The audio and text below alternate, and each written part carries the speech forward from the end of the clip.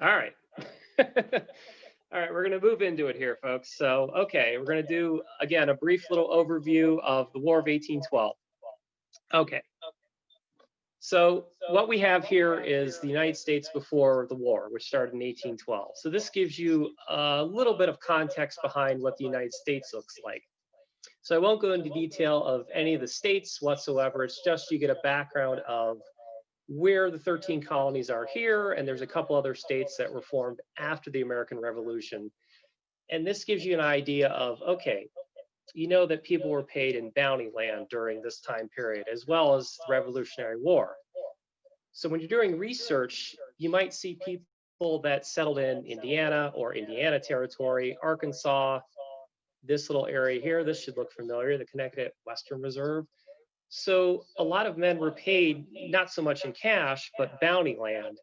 So it's kind of important to sort of know what the United States looked like during this time period. It changed very little up until the War of 1812. Obviously, Ohio was a state, 1804. But a lot of men that fought in the American Revolution and the War of 1812 would settle in a lot of this sort of land here, these territories and whatnot, because that was the very western boundary of the United States until much, much later. So, talking about the United States this time, really you had people concentrated around cities. So also you might look at the coast here. So you'd have, South Carolina, of course, Philadelphia, New York, Boston, so on and so forth. Those were the big concentrations of people. And then you had small outcroppings in the sort of interior. And then once you start to get to the background here, you didn't get a lot. So when you're doing research, you're going to find out that a lot of these individuals are going to go into, we'll talk about militias a lot, but they're going to sign up in militia units. And it's because you signed up with people around you in a farm or in an area, or if you lived in a big city, you would sign up there. So what about the United States at this time? You might be wondering, they're going against Britain. I'm getting a little ahead of myself, but just to give you some context, so the United States had about 7 million people. Its largest city was New York City, New York, about 96,000. So Britain obviously had the biggest military as well as the biggest navy in the time. So to give you a little bit of context how big Britain was, and by the way, Britain means, of course, you have England, and then there was a union in the 1800s. So Scotland was part of that. And then you had, of course, Wales and a little bit of Ireland. So Great Britain, when I say that, that's what that encompasses. So you had about 10 million, give or take, people. And the United States had about 7 million. So just to give you an idea of the concentration of the United States going to war with Britain. So let's talk a little bit about what happened. It wasn't just one thing that got the United States into the War of 1812. So what happened? So we have the first thing here. We have this wonderful, horrific picture of what looks like scalping. Derek, we're only seeing your title slide. Oh, that I don't know. Yeah. Can't really share that because I'm talking through my phone. So, yeah. There we go. Try that again. Okay. All right. So back into it here. So what we have is this picture that's showing scalping. So during the War of the American Revolution, you had a lot of fighting on the frontier, and of course against the British. Now the British and the French a little bit during the French and Indian War were trying to play the Native Americans off of each other because they didn't have a lot of troops. That was true during the War of 1812 as well, mainly for the British. They didn't have a lot of troops over there. They were fighting over in basically England. So they tried to get the Native Americans on the side of British. They weren't trying to colonize at this point. They were essentially trying to stir up trouble for the Americans, and the Americans were going west. So there are a lot of people getting, unfortunately, massacred back in that back country that I talked about, the territories. Also, there were forts, which that was a no-no according to the Treaty of Paris that ended the American Revolution. So that was one of the things. Let's see if I can get this to move. Nope. Might not have a PowerPoint, but that's okay. Maybe I'll just talk.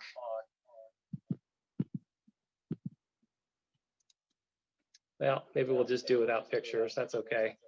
So we're going to talk about another one of the reasons, and that's impressment. So basically what happened is you had the British Navy, and they were going along and they were stopping American ships. It's called the press gang. That's where they get that from. So you had a lot of ships that were getting stopped. They had American people on it, but you couldn't prove it. You didn't have documentation to say I'm an American citizen. So what happened is you essentially had the British Navy, and they were going towards, they're going towards these ships and stopping American citizens. So they didn't like that. But there was really no recourse, again, not a big Navy. They couldn't patrol the coast. So you're getting these people that were American citizens, or might have been some British citizens that were on ships, and they're being stopped and taken. So go to another one here. So this is another thing that's sort of with the press gang or impressment. So during this time, France and Britain were fighting. They call it the Napoleonic Wars. That started roughly around the 1800s. And the United States at this time was quote unquote neutral. They didn't want to get into another war. They really couldn't afford to, but they saw the economic value in trading with Britain and France. Of course, Britain didn't like that. They didn't want us selling things because you can imagine you're helping the enemy. So they would do things like, have you ever heard privateers? They would essentially pay people to go and essentially raid our ships. Or there would be blockades from the British Navy. They wouldn't let the American ships in. They didn't like that. The American people thought that was really offensive. We're just trying to sell things to people. And it doesn't matter if you're in war, right? Well, all these things sort of came to a head here. So war was declared. So President Madison, who was the president at that time, asked for a declaration of war for all these things. He said, enough is enough. We can't have the United States being pushed around. And he got a declaration of war on June 17th, 1812.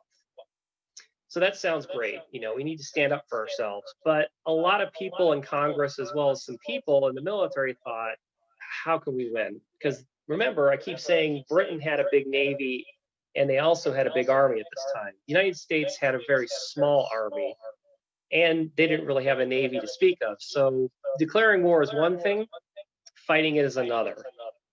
Now, this may surprise you, but not everybody was on board.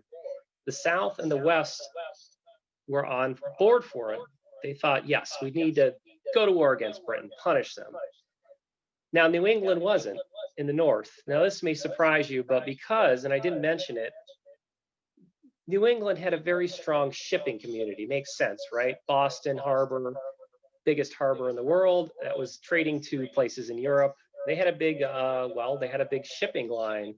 Other places in New England did things like, for example, pitch and tar for ships, wood, fish, shipping sale, things like that. That's great to trade it on the United States markets. It's even better to sell it, well, let's say Britain and also France that it's at war, right? Make money. Well, I mentioned a few minutes ago that there was an economic blockade that Britain did. So these places in New England were not happy about that. And this may surprise you, but in 1814, there was something called the Hartford Convention. And what happened is people met in New England and actually wanted to secede from the Union. Kind of surprising, but it just had to do with the fact that this was an economic almost blockade on the United States. They were really going poor.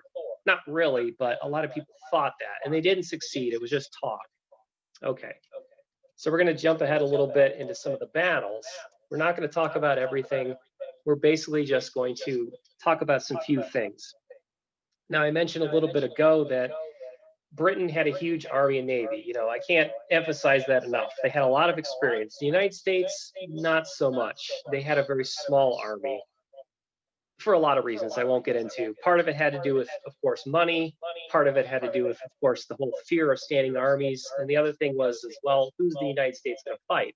Obviously Britain, but there were some Native Americans attacking and raiding. That's about it. So I keep mentioning militia a lot of times in this. And the reason is everybody thought militia is the way to go. It's cheap. You get people around from an area, like, for example, the Ohio country, or when it became Ohio. You had some people raiding in there. You would get people in a county, which is how militia was formed. They'd go and fight. Then they go back to their fields. Sounds very lofty, but it really didn't work out like that. So this kind of came back to bite us a number of times during this whole War of 1812. Like, for example, one of the first things, Fort Detroit. Now, yes, it's named after Detroit, but there was a fort that was there. It was a small garrison looking over the lake there towards, that was Canadian territory, but it was really Britain. So they had a fort there, and unfortunately, it was a big disaster. There were a number of troops that were outside, and they saw a bunch of Native Americans. And remember that picture I showed you a little bit ago, the scalping? So people thought about that. They went to the town, the garrison pulled in, and then you had British troops outside and Native Americans essentially shooting and whooping and making noises. It scared everybody. They didn't want to get massacred by Native Americans. That's kind of a common theme during this frontier era. So what happened? They gave up the fort. The Americans gave up the fort without a shot being fired. And there was a man called William Hull. Might have heard of Hull, Michigan. That's what it's named after. He was the territorial governor, as well as he was in charge of that fort. They gave it up without a shot. And that was really seen as sort of a bad thing in the press, especially Congress. And that's how we kind of started the war. So not too good so far. And in case you're wondering, yes, there was militia, but there were United States Army there. So militia kind of get the blame for a lot of defeats. Not really true. So move into another one. I talked about Canada and Britain. It was a colony at that time. So people said, okay, we have to go back and take Detroit. So they did. They went back and took it back from the British, and it would change hands several times. But they thought, we need to go and invade Canada because Britain's not going to have a lot of troops to defend that. So they went to this area, and there was a river. It's called the River Raisin. You may have heard of it, may not, but it became a battle cry. So it was a bit of a disaster, went a little bit better than, well, the last thing, Fort Detroit. And I mentioned Native Americans again. Native Americans scared a lot of the troops, and some were surrendering, some got captured, and unfortunately, the British stood by while Native Americans essentially massacred a bunch of people. So there was a battle cry, and it wasn't quite yet give up the ship. It was remember the raisin, and the American troops would say that afterwards. So here's your little tidbit of the day. There was a young man that was captured, Major George Madison. Should sound familiar, right? James Madison? Yes, he's actually related to that. So Major George Madison would survive, and later on, he would become the 6th governor of Kentucky. So what about other campaigns? Well, there's another one. You may know the end result of this one, but it's called the Chesapeake Campaign. It went from April 1813 to September 1814. Now, the idea is again, Canada, I'll mention that a little bit more, but the British forces wanted to basically get rid of the Americans. They thought, okay, we're going to attack that eastern seaboard. So what's going to happen is we should go into the Chesapeake Bay by Virginia, and maybe we should attack the capital. And they thought that would be a good idea. Maybe we should take it, might possibly, I don't know, burn down a house that's there. We'll talk a little bit about that. But that was a big, big fight. There was a lot of major battles, a lot of troops. Everybody was in that area, and I'll talk about what happened at the end, but yes, there was something that was burned. So I'm going to go into the War of 1812 in Ohio here and show you. Now, hopefully you can see that map there. But if you notice, all the counties sort of are bigger in the black lines there. So that means that's what it looked like, the counties during that time. Now, Portage was a little bit bigger than it is now, and it got sliced in half, Summit and Portage. So this gives you a little bit of an idea of what the territories looked like. So Ohio was pretty much the boundary at that time. Michigan territory, it wasn't a state. And then Indiana wasn't, it was a territory. Kentucky was a state. So this was kind of west. They always say, go west, young man, right? Well, this is west, and this is very important because we had a couple battles that took place here. We had some skirmishes early in the war. The battles of Brownstown and Morgantown, they were successes, but very small fighting. One of the biggest one that happened was in 1813. It was called the Siege of Fort Meigs, and it's by Perrysville. I don't know if you're familiar with that. There actually is a fort there today. So essentially what happened is you had the British coming in. Remember, they took Detroit. So they came in and wanted to invade the United States. This was Ohio, a state. So we had this young man called William Henry Harrison. Should sound familiar, right? He's future president, but at this time he was the territorial, then he became a lieutenant in the army. So he put what was called a fortified camp. It's really a fancy word for a giant staging area to invade, well, Britain, Canada. So we had two sieges. They fought them off. It was really big. And by the way, like I mentioned, they do have this fort there in Perrysville. It's living reactors. They have a website. I'll talk about it a little bit later. It's fantastic. So there's another one you might be saying on the Great Lakes. You're right. Oliver Harry Hazard, Perry. He fought the British troops over there on the Great Lakes. That was kind of Ohio, kind of not, but it was really the Battle of Lake Erie. I won't get into the statistics about it, but you know that he, of course, won. And he had that famous battle cry, "Don't give up the ship." And was fascinating is the ships were built primarily out of materials from the area, so timber from both the Ohio country and, of course, the British taking things from across the lake. And they weren't really meant to be ships that lasted a long time. So they built these specifically for the lake. And you might be saying, why the lake? Why, what is this going to do? It's location, remember? We're right at the end of the frontier here. So if you took Lake Erie, Americans couldn't travel on the lake. There's no, 77, no 76. Canals are at least 20 years in the future. So if you took that lake, you can cut off a lot of things. Okay. So now we're going to get back to that building that was burned, right? But I'm just going to ask a question here. What does everybody remember about the War of 1812? So you'll probably answer this correctly. It's not a pop quiz or trick question. Yes, it's the burning of the White House and the Star-Spangled Banner. However, let me tell you a little bit about this building. So we talked a little bit about that Chesapeake Bay, the Chesapeake campaign. It was really supposed to be also, and I didn't mention it, retaliation. So I mentioned the River Raisin.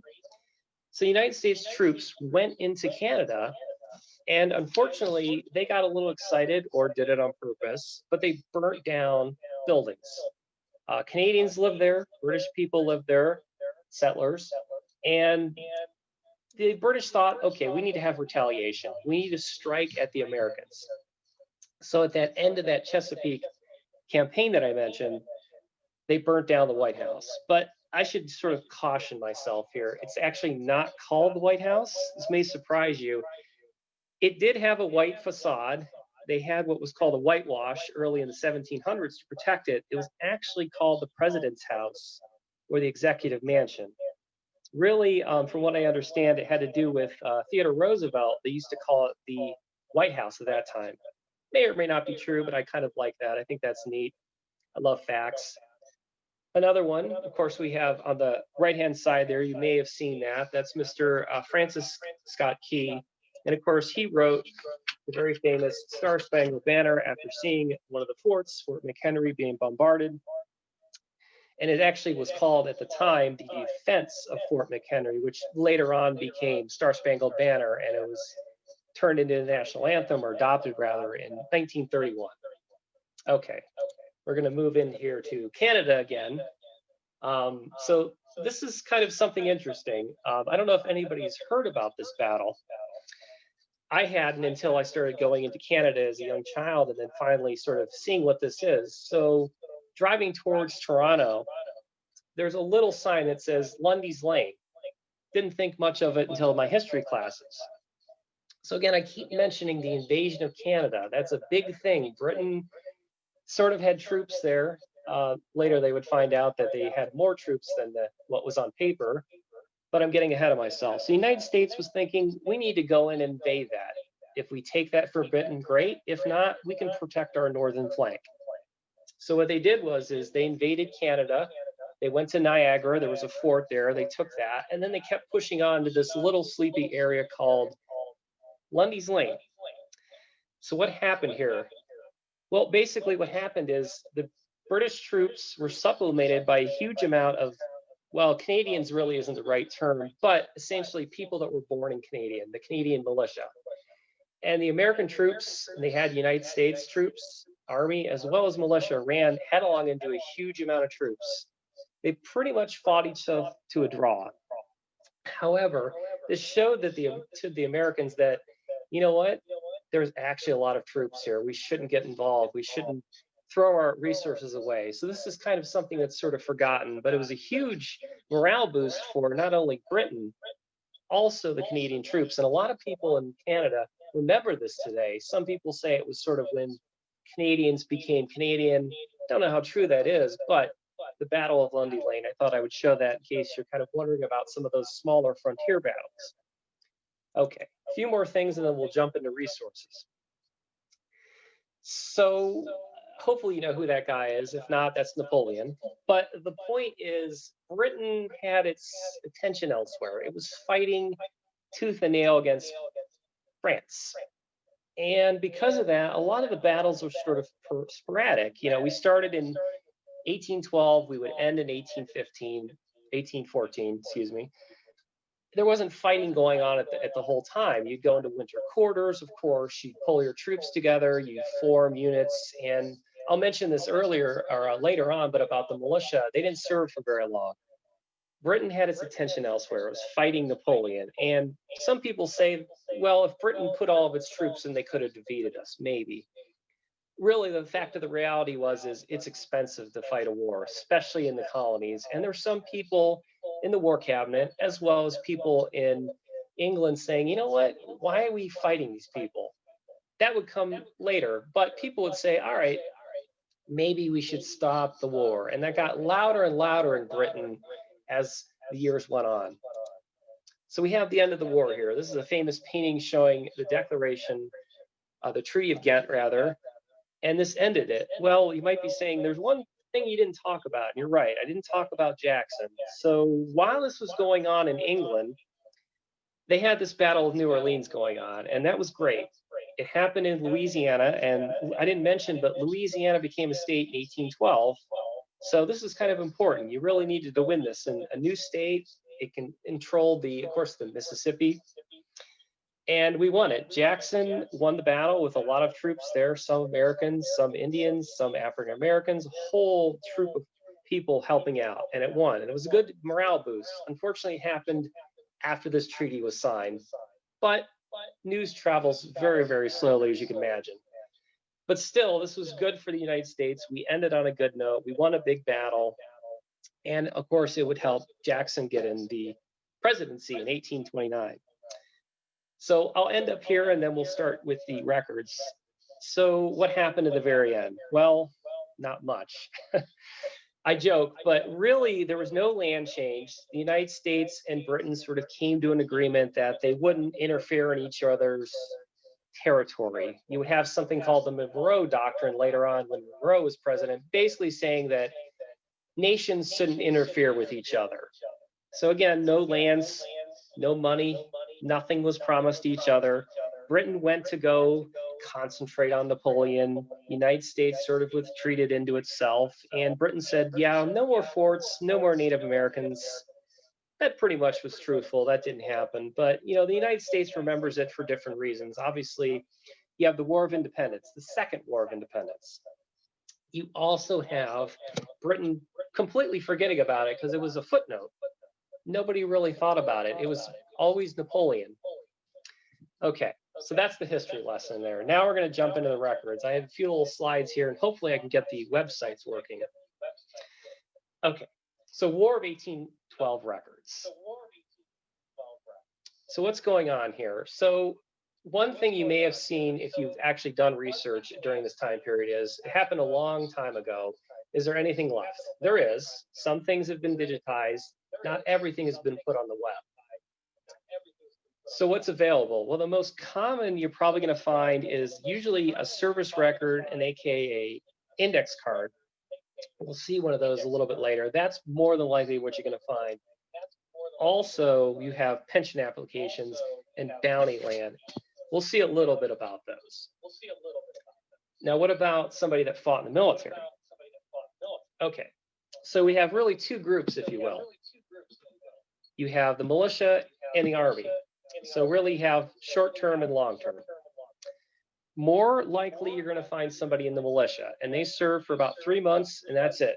Very rarely have I seen somebody re-enlist. So keep that in mind, short service term.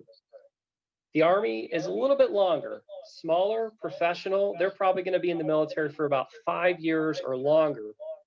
And some of the men that did serve in the Army, if you do research them, I've noticed they stayed in for more than a few years for money and for land. And a lot of them have went in that territory. So I talked a little bit earlier about Michigan territory, Indiana. Sometimes you might see them go in places like Arkansas. You might think, why is that? Well, that was a territory. So of course they're going to give them land there. And a little bit generally, militia usually were recruited in a very common area where they lived. So remember I said big cities, big concentration of people, smaller concentrations of people around maybe a farmstead. So that's where they're going to be recruited. It may or not be anything at that point, but later on it become maybe a smaller village. Okay. So what kind of records would you find? Well, I'll tell you one thing you're not going to find. No, you're not going to find a draft record. There was no draft during this time period. So that's not going to be. You might be saying, what about a muster record? Sure, that may still exist. It might not be digitized. I really haven't seen too many digitized. Again, they may be microfilmed. They may be scrolled away on somebody's finding aid on a website. But for the most part, you're going to find those things that I mentioned earlier, like a draft index card or some other things. And I'll mention in a little while how to go to the National Archives to request this. This is kind of just general information here that we're going to find. So I mentioned the index cards. That's going to be the most common thing, and we'll show about those a little bit on Fold. I'm going to jump here to the next one here. So I said, you know, where do I look? So we're going to look at a couple things, but online research is great because a lot of things have been digitized lately, mainly just for the fact that this is part of our history, obviously, but the first two big wars, American Revolution, War of 1812, were really important for American history. So a lot of stuff has been digitized by the National Archives and other organizations. So that's one of the good places you could look, is the National Archives, or NARA, if you've ever seen that abbreviation. Local history centers, like, for example, the Western Reserve Historical Society, or in Cleveland, or in Ohio, down in Columbus. They call it the History Connection now, but that's the Ohio Historical Society. That's a great repository. Local historical societies as well. So I always tell people, spread your net. You know, look on the internet, definitely call people, you know, call in your favors or ask an archivist. There might be things that aren't on the web, but you kind of find that out by talking to people. Now, I mentioned the Ohio Genealogical Society. That's a great resource. I didn't put it on there, but there's an Ohio War of 1812 Society. That's really good too. I believe it's just War of 1812 society.com, but I could be wrong. That's another really good resource that's free, and there's a lot of good information on there, so check that out. Also, I put that on there. Hopefully you can read that. The fortmegs.org, that's that living history. They might have some resources on there, but it's kind of cool to see people reenact and do things. At least I enjoy that. So that's kind of a fun resource. So little tips and tricks things here.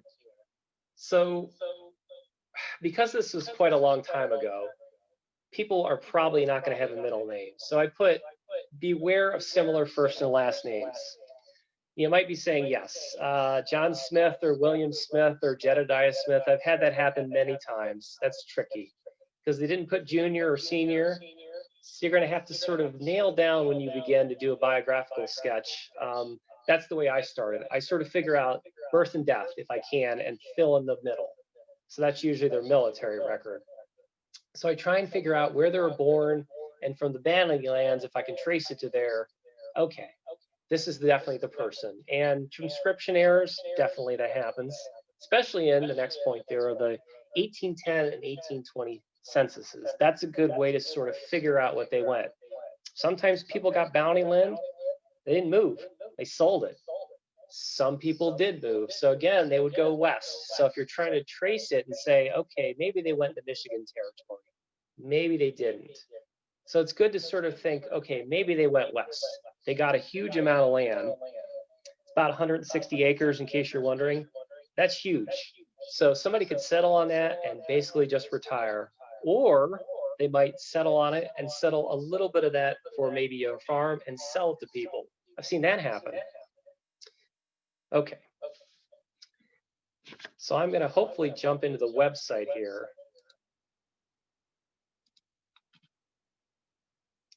Let's see if I can do that. Give me 1 second, folks.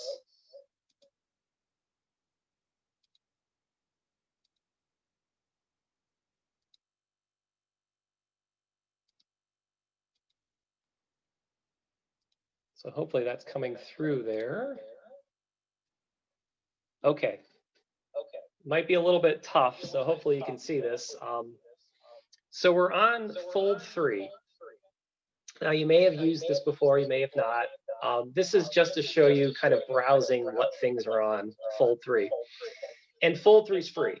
You can subscribe to it, but part of our resources in the state of Ohio, you get fold 3 absolutely free. So that being said, we're just going to show you some records on here. I'm not going to show you how to research. I'm sure probably a lot of you have done this. And if you need help, I do actually teach classes on fold 3. So you can always pick my brain if you're trying to find somebody. So I'm going to click on here. Maybe hard to see, but on the left-hand side, when you log in, there's a little bar here. It says War of 1812. So I'm going to show you some things here. So if you click on that, hopefully you can see this here. There's a little bar and it says War of 1812, such and such records, enter a name. You can click on that, find a person. It's great. You don't have to worry about anything else. Very easy. Down here, it says popular. These are kind of the best hits, as I call them. So this is going to be the most prolific. Everybody uses it, most heavily used. And as you can see there, of course, pension records, very, very useful. And service record index, again, very useful. So you can click on that. It takes you to that. I'm going to do something called browsing. I don't know if you've done this before, but this will allow you to sort of look generally very quickly at these collections or titles. That's basically what they are. They're collections. So I'm going to click on this. Okay. Hopefully you can see this here in the middle, but it'll say, again, publications. And it says 31. So basically they're records groups, if you want to use a specific term. So these things are essentially all these collections that when you do a search, this is what's going to pop up. It's going to pull information for this. And this is all around the United States. They went to archives or the National Archives and digitized it. Now, we're not going to go through all 31 of these things. They're very cool to look at. I'm only going to click on a few things here and there. So I'm going to click on the first one here. Army registers. Now, if you notice, it's a little bit encompassing, 1790s to 1969. So, of course, we're only going to look at the War of 1812, but you may have clicked on this before and wondered what this is. So this is essentially volumes that people have digitized of people in the U.S. Army. We talked a lot about militia units, but just in case you're looking at somebody in the U.S. Army, they did digitize things. War of 1812, well, they have the 13 and the 15. So they only have 2 things digitized. Doesn't mean it doesn't exist. However, I'll just click on one of these things to show you. This is a book that somebody's digitized from the National Archives. So what this is, I'll click on a page here, and you don't need to really worry about the content so much, except for the fact that this will show you information like, for example, people that were in New York in this essentially unit. Now, this is something that you might be saying, if I do a search, is this name going to pop up? It may or may not. I'm going to click and see if I can find one here, but this information is not. Looks like I'm not going to get lucky finding something, but that's okay. So this name, Anthony Bazette, probably won't come up if you search for it. However, some things do have yellow text. I'm trying to like click on one to show you, but you might be going like this on a document and there's a little yellow rectangle that pops up and it's clickable. So what that means is it's called OCR, optical character recognition. So basically what that means is when you search, it's going to find that on the document. So in this case, the book. You're also going to find records, in a few minutes we'll see, of some other military things. So this is something that's browsable. So in other words, there's nothing here to click on, no OCR. This may be of use to you, it may not, but this may be something you could look for example, for the US Army.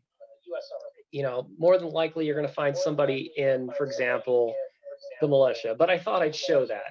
We don't get into chance here to show everything, but again, here's Army registers. That's a little bit more of what I just showed you. So now I'm going to go into another thing, bounty land. So this is probably something you've looked at quite a lot. Now, not everything is on here, unfortunately. It looks like they stop at L. I'm not sure why, but you can also go to Ancestry and do some searching too. I'll just click on something random here in case you've never seen an application here. So I'll click. As you can see, there's quite a lot. And by the way, these names are going to pop up. So what this is this is a transcription. It's basically an index card that's sitting in the National Archives or somewhere else. This just happens to be different war, but I think this will kind of help you out in case you're wondering what's going on. So if I do a search, Henry Eckerd, this is one of the things that'll pop up. You can obviously search and narrow your results down, but you may get such a let's just say, a special name or unique. This is going to pop up. And this should have some information, such as his name, rank, service year, where he's born, or more than likely where he served or where he signed up at that time. So again, I mentioned a little earlier, you're trying to narrow down where this person signed up, or maybe you go behind that and say, okay, where was he born? Indiana. That's probably this person. Then there's the unit, and then I'll highlight this. It looks like it says Captain Shunk. That's his unit. We'll see an index card here in a minute, but that's a good way to identify this is that person. Then there's a warrant number. So essentially he applied for, and that's the number, and it was rejected. So these bounty applications that I've showed you are really from about, let's say, the War of 1812. They do, I believe, have quite a lot from American Revolution. I think they stop at the Mexican-American War.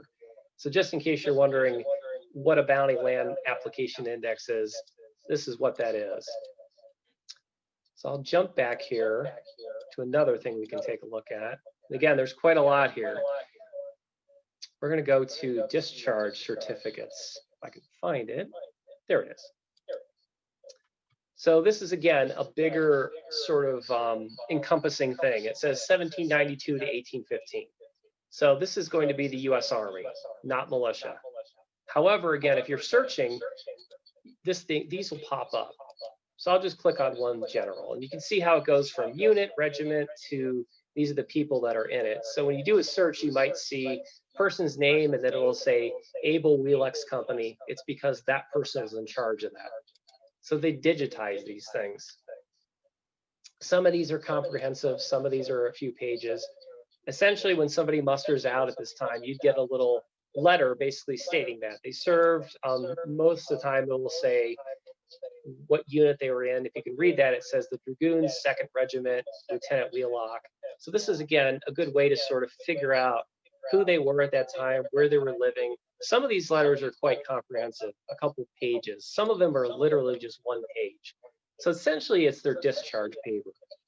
If you notice over here, I'll highlight all this. This is things that have been transcribed from this document. So you can try and read this. I'm not very good at reading 18 or 1900s handwriting, so don't worry. Sometimes it's going to have this transcription. So the regiment, who he is, this is his unit, year range, War of 1812, so we're in the right one.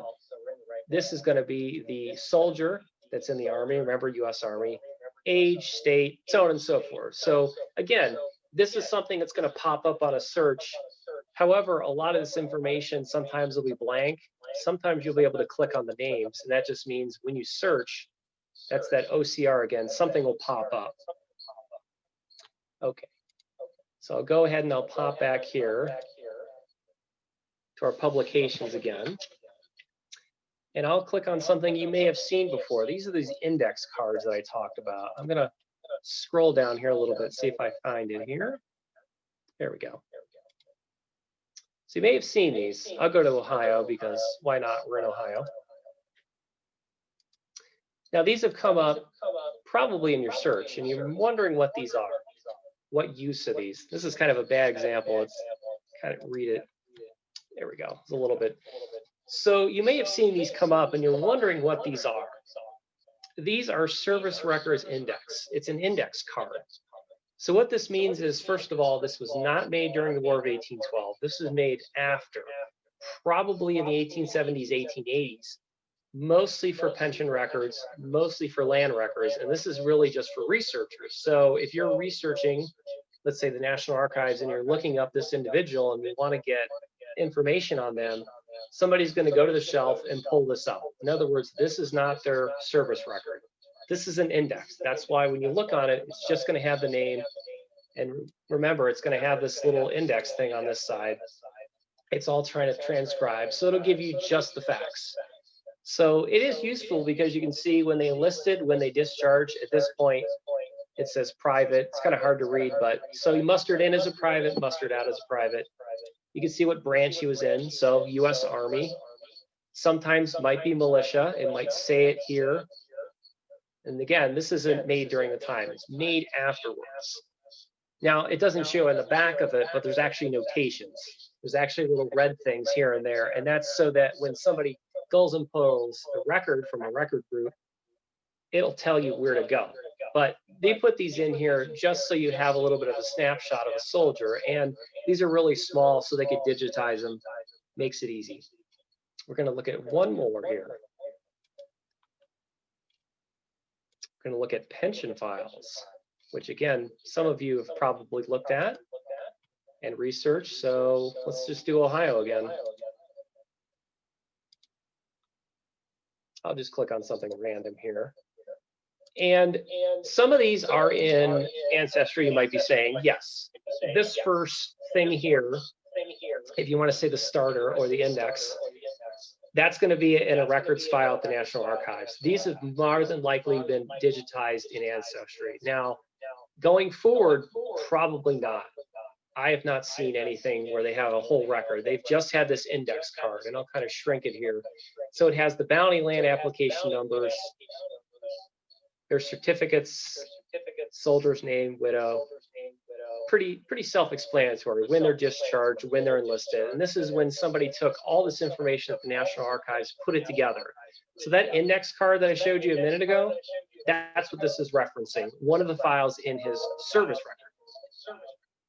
So I'll just click on this. You may have seen this, but one of the cool things about this whole fold is they have the space to do this. So they have this entire pension record from start to finish. So you don't have to be worried about what's going on here. But again, see these notations, these are referencing part of his file that somebody has written on there. And this is after the war, of course. But somebody may have a lot of things that they're sending in for, you know, maybe they couldn't get a pension. This is for a widow, you know, this is somebody that maybe their husband died and they're trying to get a pension. So all this information here, oh, there's a yellow one. So I mentioned that a minute ago about the OCR. Do you notice how when I'm hovering over it, it says Marsh County, Louisiana, state of Iowa? This is searchable. So if you search for that context, that'll come up. Sometimes names will do that. So again, when I say OCR, when you search, you can turn that option on and it will search for things on this document. And somebody did that. In other words, this isn't the document itself doing it. Somebody had to put this, the fancy term is metadata. Somebody put that in the metadata that you can search. But in any case, back to this whole thing here, this entire thing's here. So you can read it. You can download it as well, but this is really good if you're trying to get, you know, essentially, looks like that says 1886. So this pension thing is still ongoing, and the veteran might have passed away, but one of the sons or one of the daughters, his wife, is still applying for it or still getting it. So until the file is closed, they're going to have a very long, maybe a very short pension record. So that might help you out, especially, for example, if you're trying to research family members. You may not really care so much about, let's say, the parents, but what about where they were living at the time? You can use a pension record for that because the person that applied for it, it's going to have where they're living. It's also going to have, let's say, for example, they're married to somebody and they're in the War of 1812. It has the information, where were you living at the time when you enlisted? So that information will be in there. So again, I always tell people, think creatively for a military document. It doesn't have to tell you exactly, things like, oh, were they a private? Did they come out as a sergeant? You may not care about that, but you may use a military record like a draft record, or like this, you can use it to say, okay, I don't know where the person was during the time in 1812 when they enlisted. They have a bounty record. They have this pension application, and it'll say on there where they were living. Sometimes it'll have it in this letter here. Sometimes it'll have it in one of these letters that maybe a commander wrote, which is very common. They might say, look, I served with this person. We met at this place, and he's a very good soldier, because you had to have that to prove you're in this service. You didn't have pictures. That's how you proved, and you got a pension, and it could be either applied for or it could be denied. So that's kind of, I know, a really kind of a quick thing with Fold 3, but I wanted to show you some of the most useful and some of the most coolest things. So I'm going to hopefully, okay, great, that came up. So this is kind of a fun little thing I thought I'd talk about. I was sort of playing around some things before, and I thought this would be really cool to show. Some of you may be part of the OGS. You may not, that's fine. But I wanted to show you some of the cool things. Now, the website, in case you're wondering, it's SUMMITOGS.org. So it's the Summit County chapter, as you see there, of the Ohio Genealogical Society. Okay. Now, again, we won't go into all the little nuances of the site. However, I thought I'd show you some kind of fun things here. Like, for example, cemetery records. So I'm going to click on this. And there we go. So you can search for all the cemeteries within Summit County, and they have information here. I'm going to click on one because this is in my neck of the woods. So this is Bath Center Cemetery, which is in Bath Township. So great, all the information there. You can click on that for details. I'm going to click on cemetery records. So as you can see there, there's a little bit of a transcription. See if I can find a War of 1812 veteran. If not, that's okay. So this is going to have just a little basic information here, but there's a little I here. So if I click on that, let's say this was a War of 1812 veteran. I'll click on that. And you might have to turn off your pop-up blockers, because it blocks up a window here. But what this will do is somebody from the Genealogical Society went around, got information about the person that was buried there, and just has a little small transcription where they were buried, death date, are they a veteran, rank, war, so on and so forth. So that might be very useful, again, just to kind of, where they're buried. And I know what you're saying, yes, find a grave.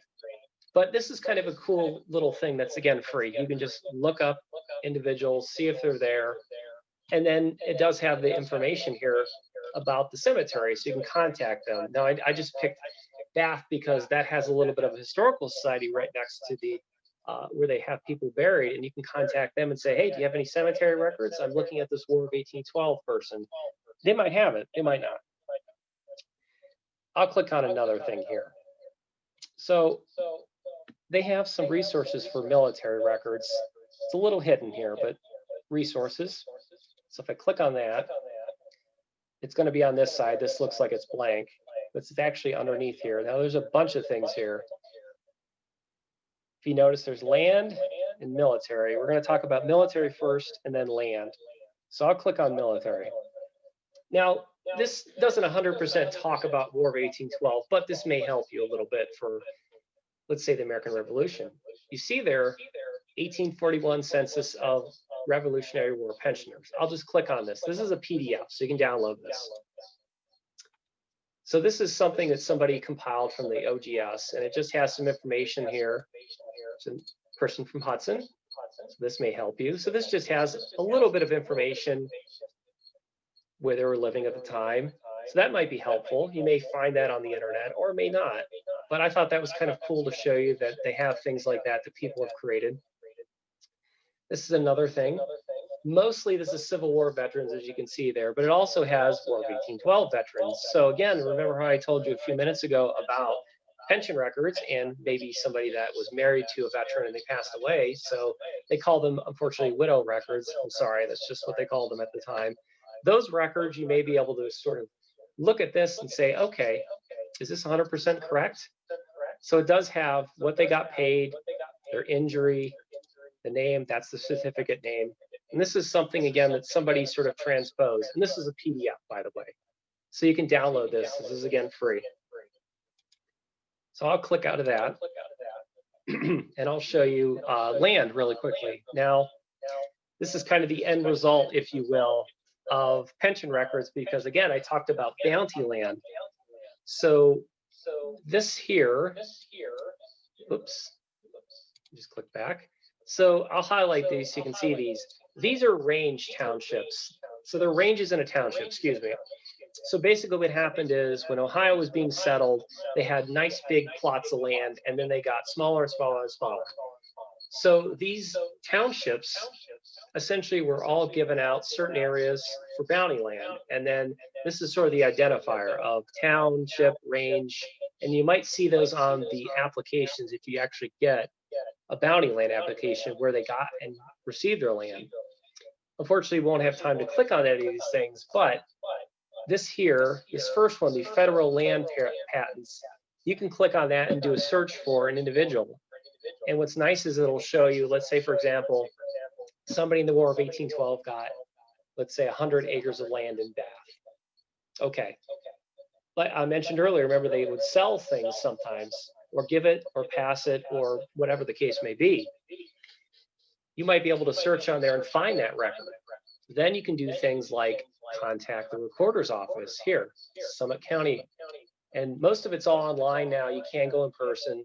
Obviously, it's different with COVID, but you can visit their website and you can get copies of those records that say land transfer, land deeds, they're being transferred to this individual, and so on and so forth. So that's really useful once you sort of get to the end result here. I'm going to jump back into my PowerPoint. Hopefully that will, perfect. Okay, so this is kind of a little aside here, and then we'll jump into questions. But you might be saying, that's great. What can I do with it? So here's maybe some suggestions. These are general suggestions. You certainly don't have to do this, but you may be researching this for an individual. You may be doing this for fun. You may be doing this because you want to know what happened to somebody that's one of your relatives in the War of 1812. So the first thing you could do is you could request a service record from the National Archives. Now, I did do a handout, and unfortunately, some of you in the Gen group got it. Some people didn't. So I'll show you my email in a minute here. But I created a handout to show you how to do that.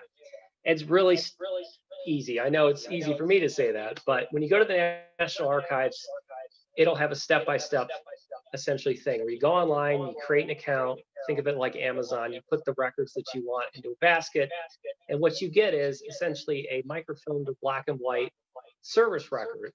Now, first, of course, you might be saying, is it going to exist? Well, there was a fire in 1972, I think, and destroyed a lot of things. Mostly it was World War I era records. Now, the War of 1812 records are pretty much in a different area. Those weren't affected. So there's a good chance that's going to be there. What's going to be available? Some of the things I just showed you. So the index card, service record, muster, if they got bounty land, if they re-enlisted. So a whole bunch of different things. That might be sort of the end result you could do is request that to get that. So you have that something, I guess, if you will. Or if you're a researcher, that's great because somebody might want that. So the other thing you could do is you could make on fold 3 a memorial. You may have heard that. You may have seen those. So what is that? So think of it like Find a Grave. Memorials allow you to make a person, a place, or a thing. So in other words, a person, maybe a War 1812 veteran, you can create something for a battle. You can do an event. You can make quite a lot of things.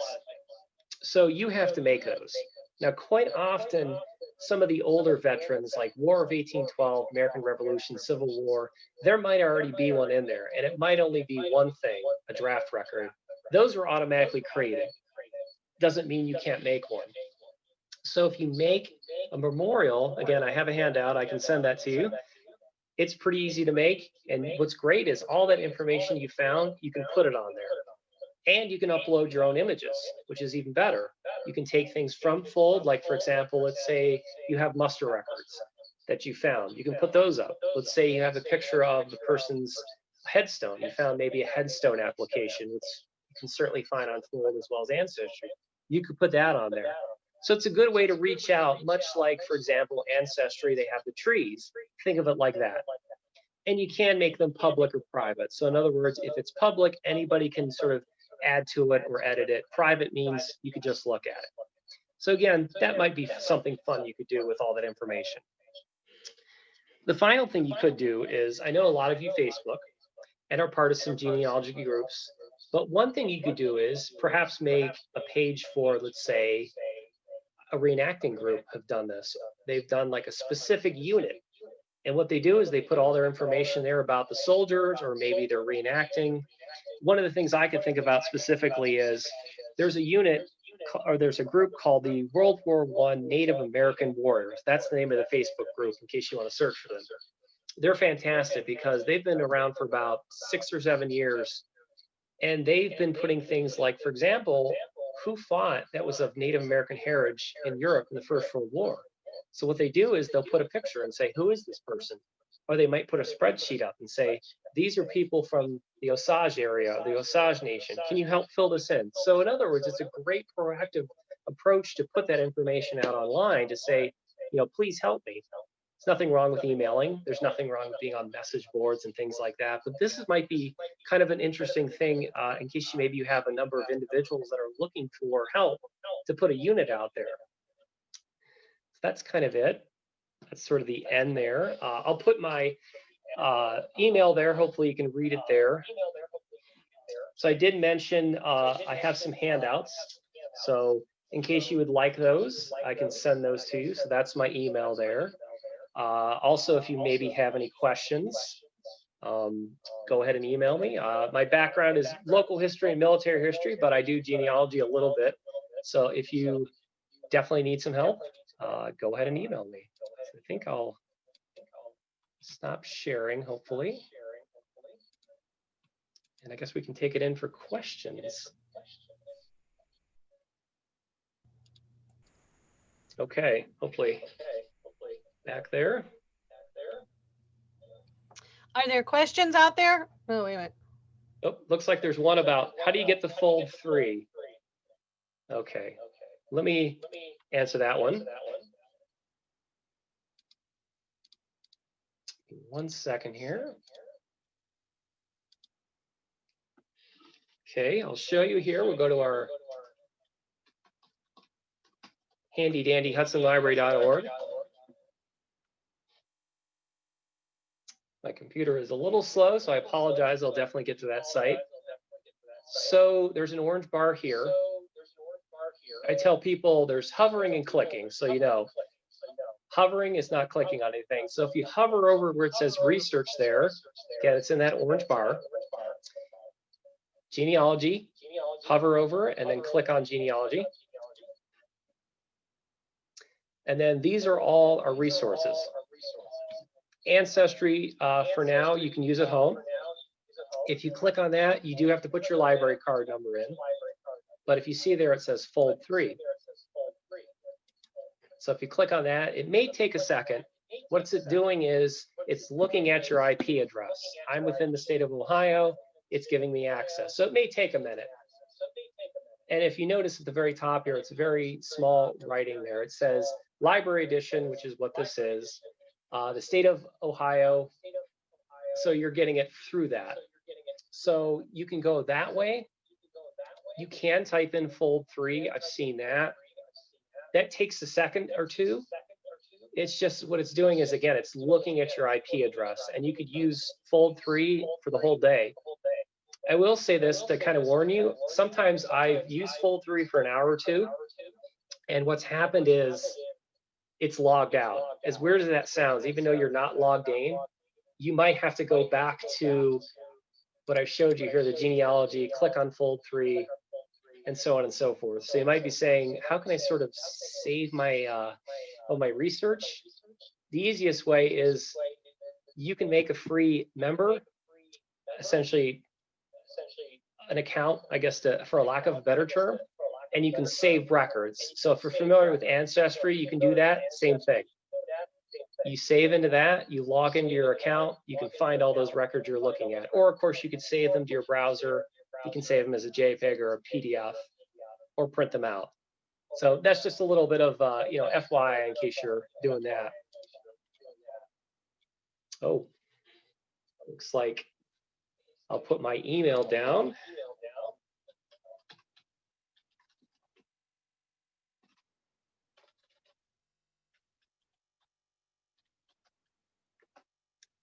So it's in that, and then I'll go to the PowerPoint for a second there. I'm going to take a drink of water.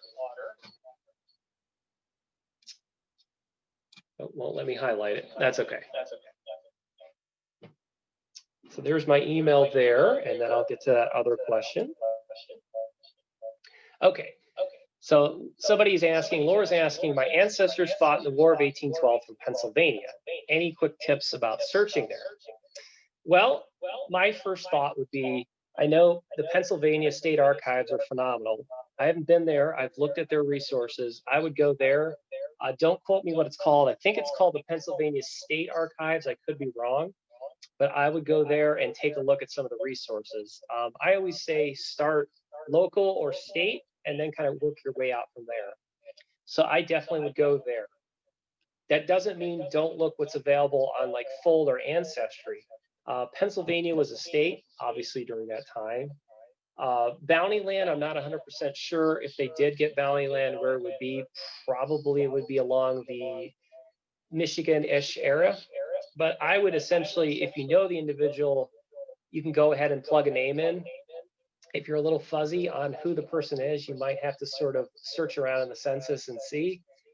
That's kind of a quick and dirty answer about how to start, but I would definitely start with that Pennsylvania Archives because they have a lot of things in their repository from some of the state areas and things like that. And one of the things I didn't mention, but to sort of keep this in, I guess, context, I mentioned Ohio a little bit ago. Maybe I'll put that on here just to show you because it didn't show. So Portage County was not always Portage County. So if you can sort of see it there, it looks like a big sort of rectangle that's sort of cut by the river there. So what I'm getting at is a lot of areas were sort of a blob, and then as they got settled, they got essentially cut in half, like Portage. Portage became Portage, Summit became Summit. So what am I getting at? So what I'm saying is just keep that in mind. You might look and say, I think this is the individual I'm looking at, but they're in the wrong county. But again, you start off big. When you have a territory, it's a big blob. Then you start to make smaller, relatively, areas. Then they get settled, then they get subdivided, then they get smaller again. So they may start in an area that you're like, that doesn't make sense. They're not in that area. They weren't born there. They probably were. It wasn't a transcription error. So that's sort of my quick answer. Hopefully that answered that, but definitely start at that Pennsylvania Archives. And also, don't be afraid if you know the county, go to a county archives and call them up. More than likely, they're going to have things on microfilm like we do. Okay, let's see if there's any other questions there. Oh, I see one about the Ohio Genealogical Society. So I'll go, I think, to that again. Hopefully this is what you're asking. It's kind of cut off. So you can Google to get to this. It's called the Summit County Chapter of the Ohio Genealogical Society. So if you Google that in, this should pop up, the website. Or if you want to write this down, it's SUMMIT all one word, .org. So really it's the Summit OGS or the Summit, Ohio Genealogical Society. Any other questions? Derek, now would be a great time to tell them about what's happening on January 16th. January 16th. You're gonna, my mind's a little fuzzy, Glenn. Our friend from Kentucky. Oh, that's right. Yeah. So one of my coworkers that worked at the State Archives in Kentucky is going to speak. I think it's going to be basically centered around how to research individuals living in Kentucky. And this kind of ties in with the War of 1812. So when I lived in Kentucky, I didn't realize it that during the American Revolution, before Kentucky was a state, War of 1812, and the Mexican-American War, a lot of people from Kentucky fought in that conflict, and also they moved around with bounty lands. So basically, what this class is going to talk about is how to research people that either lived in Kentucky or settled in Kentucky and moved west. So this is one of the individuals I used to work with. Sherry Daniels is her name, and she's the librarian at the Kentucky Historical Society in downtown Frankfort. So that's, I think, on the 16th, right, Glenn? Yes. Okay. And they have to sign up on engaged patrons. Right. That'll be another Saturday class. I think that'll be at 10 a.m. unless I'm wrong. You're right. Okay. So that'll be another one. Any other questions? Well, thank you, Derek, and thank you all for joining us today. We wish you a happy day and a happy Thanksgiving coming up. And remember, our next program will be January 16th. Okay. Bye. Okay, bye.